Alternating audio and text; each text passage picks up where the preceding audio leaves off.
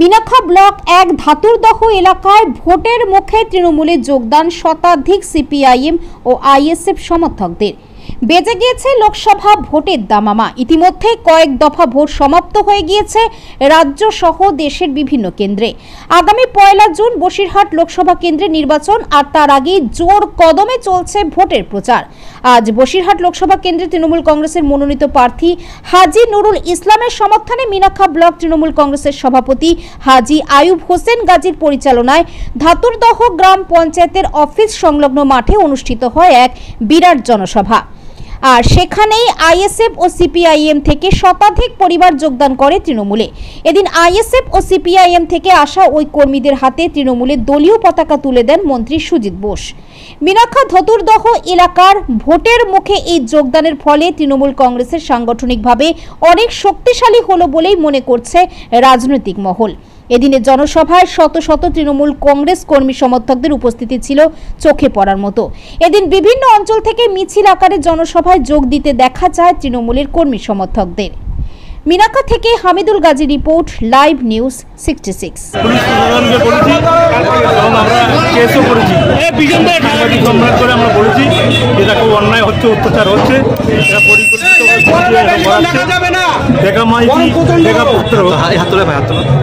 নিজে ব্যক্তিগতভাবে উত্তেজিত হয়ে উস্কানিমূলক কথাবার্তা বলে একটা অশান্তি বাড়াবার চেষ্টা করছে সন্দেশকারীতে।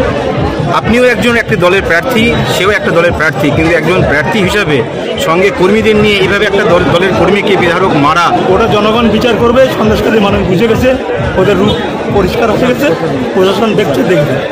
30 বছর অন্তত আমরা এই দেবীতলায় ধুতুরদহ অঞ্চলে এরকম একটা সভা আমরা করতে পারিনি।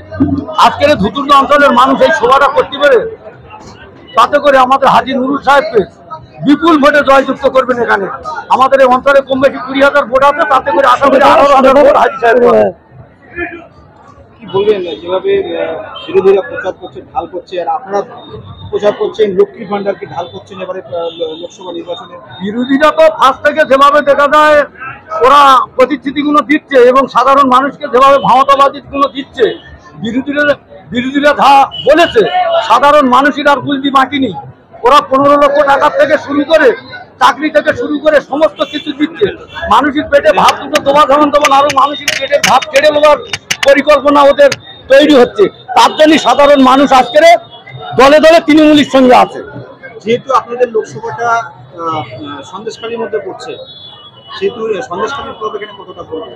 সন্দেশখালীর মধ্যে যা দেখা যায় আমাদের পড়েছে সন্দেশখালী আগামী দিন যেভাবে ভোটে লিড হতো সন্দেশখালী ব্লকটা, তাছাড়া দেখা যায় আমাদের এই যে হাজি নুরুল সাহেব দাঁড়িয়েছে, মানে আগামী দিন যে ভোটে লিড হতো তার থেকে ডবল ভোটে ওই সন্দেশখালী লিড হবে।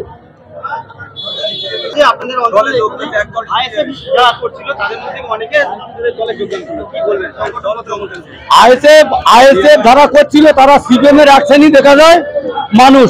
তারা দেখলো যে এই মামাটি মানুষের সরকার মমতা ব্যানার্জি যেভাবে মানুষের পাশে সহযোগিতা করছেন, মানুষের যেভাবে দেখা যায় পরিষেবাগুলো দিচ্ছে, তাতে করে আমরা বিরোধী জায়গা থেকে লাভ কি, তার জন্যই ভালোবেসে তারা আমাদের তৃণমূলের সঙ্গে আজকে যোগ দিয়েছে। কম বেশি 120 জনের মতন। আগামী দিন আমরা তাদেরকে ভালোবেসে আমাদের সঙ্গে দেখা যায় তারাও সংগঠনের সাথে যুক্ত থাকবে, তারাও মানুষের পরিষেবা দেবে, আমরাও তাদের পাশে থাকবো, তারাও আমাদের পাশে থাকবে। ভোটের মুখেই একেবারে দল ভাঙন, দল ভেঙে গেল, আপনাদের দল সংগঠন মানে শক্তিশালী হলো, কিভাবে কাজে লাগবে ভোটের মুখে যেভাবে আমাদের দল শক্তিশালী হয়েছে, আগামী দিন সাধারণ মানুষের পাশে আমরা। আমার নাম মোহাম্মদ আশরাফ মোল্লা, ধুতুরদহ ডিবির প্রধানের প্রতিনিধি।